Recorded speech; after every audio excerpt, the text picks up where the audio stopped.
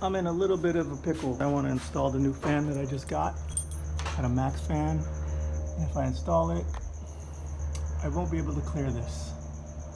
It's about 2.5 inches. I think the max fans are 5 inches when installed, closed. I will lose my parking space inside my garage where I can work on it and keep it from having my cat stolen. Here's what these guys are after. Right there.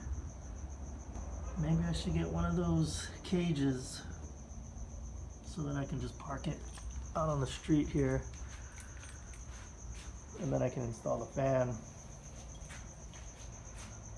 What do you guys think? You guys know about the door trick? You know how your door opens this wide and it stops? Well, if you go in here and hit this tab and pull up, the barn door opens wider.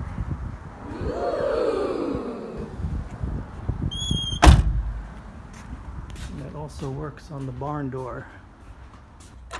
Push in, lift up, pull out.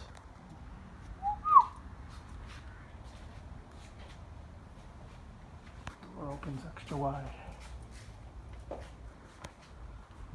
You can put all them groceries in there. And that's that.